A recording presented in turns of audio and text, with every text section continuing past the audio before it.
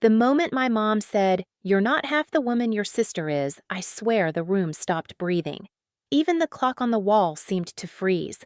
Her words didn't just sting, they lit something in me I didn't know was still alive. I looked up calm as ever and said, "Then she can start paying your rent." Chairs scraped, forks clattered, and my dad's face turned the color of paper. "Rent, what rent?" he whispered.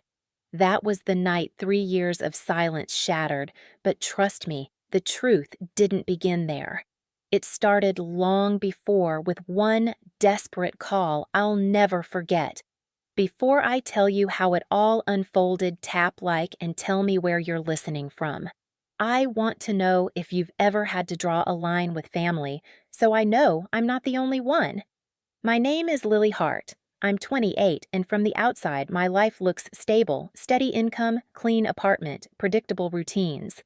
I manage finances for a logistics company near Portland's harbor where numbers always balance and rules make sense. I wish families worked the same way. Every Friday night, I drive 30 minutes to my parents' house in the suburbs. It's been our tradition since I left for college, a family dinner, though it feels more like an unspoken contract. No one's allowed to miss it. If I say I'm tired, Mom calls until I answer. If I don't, Dad sends a message that reads like a joke, but isn't. "This family has a seat for you. Don't leave it empty." So I go. I step into the same house. The same smells: Mom's roast chicken, Dad's cologne, Ava's perfume that lingers long after she hugs me hello. And there's the same lineup of framed photos along the staircase: Ava's law school graduation, Ava receiving an award, Ava smiling beside my parents. My degree hangs somewhere in the hallway near the laundry room. At the table, conversation always starts and ends with her. Ava just won a new case. Ava bought new furniture. Ava might make partner next year. My dad's eyes light up when she speaks like she's telling stories from another world. My mom laughs too loud at every word, touching Ava's hand, as if she's holding a trophy. When the attention shifts to me, it's usually to compare. "You've always been the quiet one, Lily." Or, "You were never as ambitious as your sister, but that's okay." I nod, sip my wine, and pretend the comments slide off. But they don't. They never do. Because every time my mom boasts about Ava's success, I remember the nights I stayed up crunching numbers, transferring money from my own account to keep this house, their house, from falling apart. They never saw it. They never asked. They just believed I was fine because I never complained. They call me the calm one, the responsible one, the one who doesn't need attention. But even the quiet ones reach a breaking point, and mine was coming fast. It started 3 winters ago, on a night so cold the wind cut straight through my coat. I'd just finished a 12-hour shift at the office when my phone lit up with Mom's name. She never called that late, so I answered immediately. Her voice was trembling. "Lily, your dad lost a major contract this month. If we miss the payment, the bank will send a notice. We might lose the house. Can you help us just this once?" I didn't even think.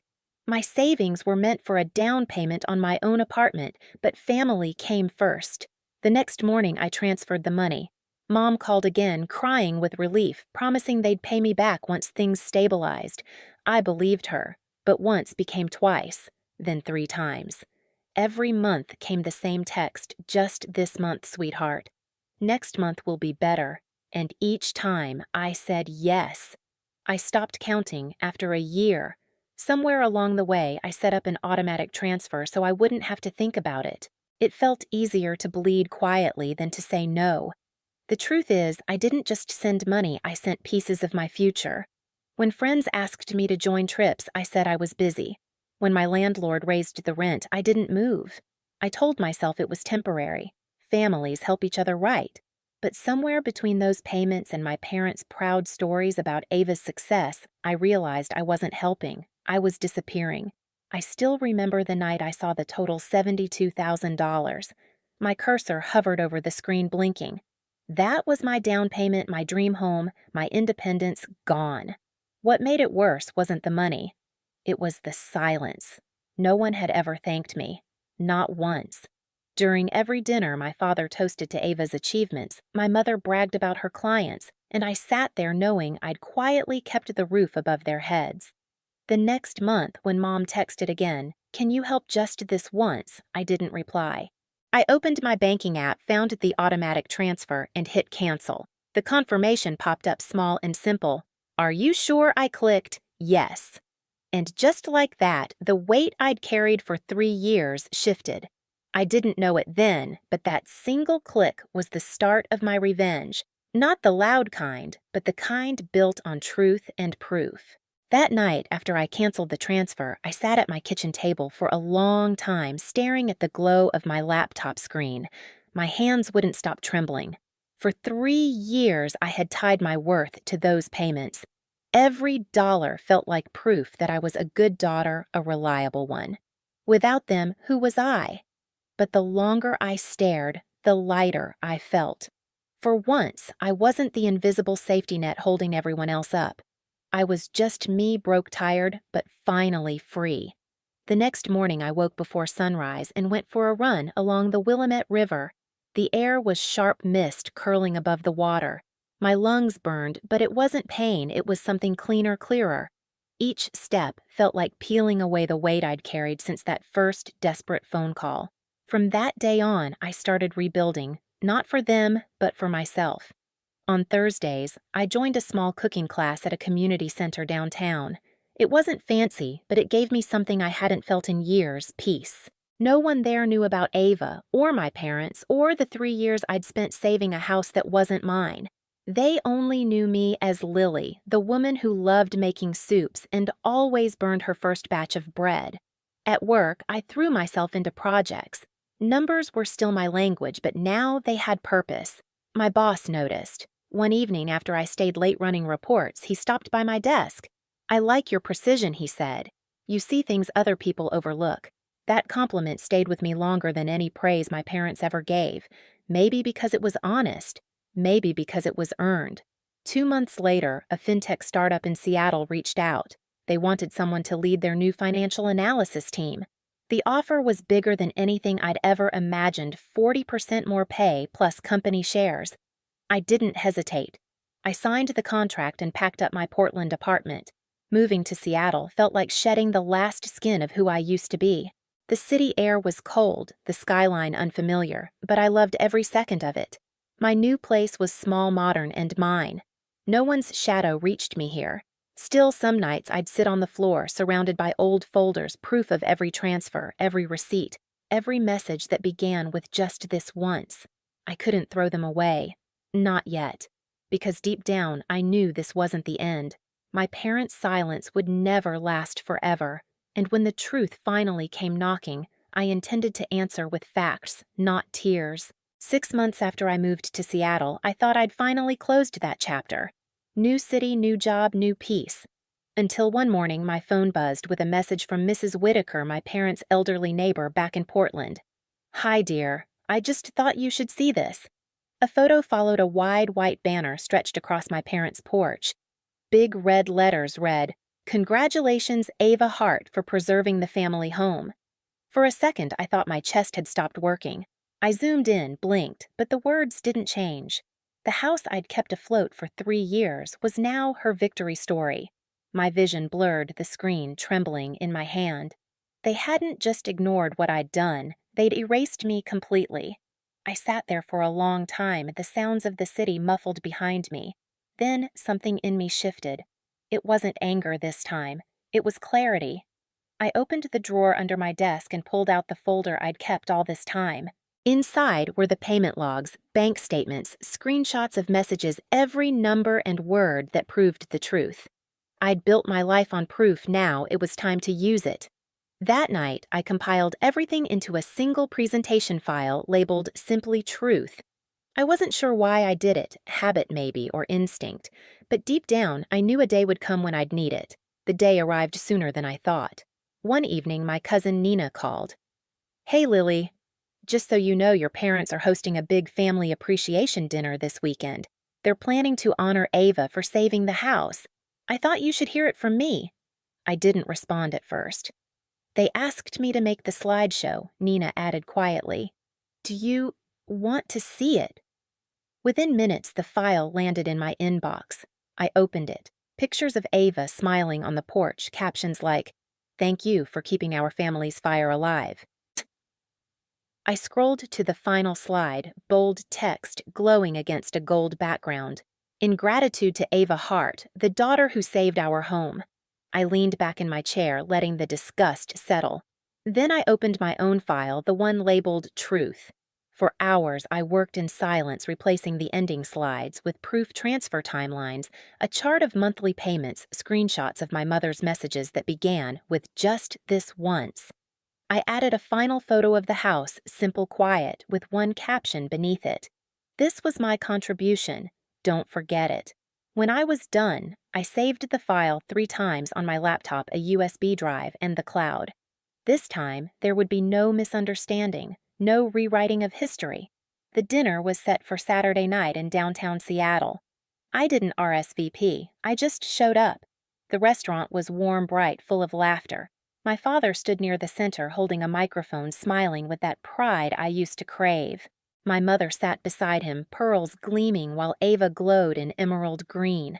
She looked exactly how I remembered her, perfect, untouchable. I stood in the doorway, unseen, until I heard my father's voice. "We are so blessed to have a daughter like Ava. She preserved our home, our legacy." Applause filled the room. My fingers tightened around the small USB in my pocket. When the slideshow began, I waited by the back wall. Pictures of the House of Family Holidays of Ava cutting the ribbon on her law firm all projected across a huge white screen. Laughter, clinking glasses. My parents smiling like nothing in the world could touch them. Then the final slide came up, except it wasn't Nina's version anymore. The room went silent. Bold black letters filled the screen. Financial contributions, 2020 to 2023. A collective murmur rippled through the guests. I stepped forward, my heels clicking against the hardwood floor. My father froze mid-smile. My mother's hands clenched around her glass. The slideshow rolled on 36 payments, 1 per month. Total $72,000. "Messages, sweetheart, just this month. We'll handle next time." The crowd whispered louder now, heads turning toward my parents. I stopped near the projector, face calm, heart steady. "If the truth embarrasses you," I said softly, "that's not my fault." For a few seconds, no one moved. Then, from somewhere in the back, someone started clapping. A single sound that grew, spreading through the tables. Some faces were stunned, others approving. My father's complexion drained to gray. My mother opened her mouth, but no words came out. Ava's eyes glistened, her lip trembling. 3 years, I continued. $72,000. Every month, while you praised my sister for her success, I was paying for this family's home. You didn't just forget, you pretended it never happened." My father stammered. "We never asked. You didn't have to," I cut in. "You just let me." The room was dead quiet again. My voice didn't rise, but it carried. "You built your pride on silence. Mine. Not anymore." I unplugged the USB and tucked it into my bag. The crowd's eyes followed me as I turned toward the exit. My mother whispered my name, a soft, pleading sound, but I didn't stop. Outside, the night air hit me like a wave, cold, clean, honest. For the first time, I felt the ground solid beneath my feet. Behind me, muffled voices filled the restaurant, the world of half-truths collapsing under its own weight. I walked to my car, my reflection flashing briefly in the glass door as it closed. The woman staring back at me didn't look invisible anymore. She looked free, and maybe that was all the justice I ever needed. 2 days after the dinner, I woke to a soft knock at my apartment door. When I checked the peephole, I froze. My parents stood there, my mother's eyes swollen, my father's shoulders slumped like a man who'd aged overnight. I opened the door but didn't invite them in right away. The silence between us was thick, heavier than any argument we'd ever had. Finally, my mother spoke, her voice trembling. "Lily, we're sorry. We were wrong. We shouldn't have stayed quiet. We shouldn't have let Ava take the credit." She paused, swallowing hard. "We want to put your name on the house deed. You deserve it." For a moment, I just looked at them, 2 people I had spent years trying to please. Once, those words would have broken me wide open, but now standing in my own apartment, surrounded by the quiet I built myself, I realized I didn't need their apology to feel whole. I shook my head gently. "I have a home now," I said. I don't need to be tied to that one anymore. My father looked down his throat, tightening. My mother's lip trembled. There was so much they wanted to say, but nothing that could undo what had already been done. I never needed a deed, I continued softly. I just needed respect. For the first time, they both nodded, not out of defense or denial, but in understanding, and that, strangely, was enough. When they left, I stood by the window watching the city lights flicker across the water. The world outside felt calm, balanced like a set of numbers that finally added up. For the first time in years, I wasn't the quiet daughter or the forgotten one. I was simply Lily seen steady and free. That night, I sat on my balcony overlooking the Seattle skyline, a glass of wine in my hand. The city hummed softly below, alive and unbothered. I thought about everything that had happened, the dinners, the silence, the comparisons, the years I spent trying to earn love that was supposed to be given freely. I realized something simple yet freeing: my worth was never up for debate. It was never measured by my parents' praise or Ava's achievements. It was written in every moment I kept going, when no one noticed, in every quiet act of strength that no one clapped for. I glanced at the folder still resting on my desk, the proof that once defined me, and smiled. I didn't need it anymore. The truth had already done its job. So, if you've ever been made to feel invisible, remember, this silence doesn't mean weakness, and walking away isn't losing. Sometimes it's the only way to win. If this story hit home, tell me where you're listening from and hit subscribe for more stories like this. You're not alone.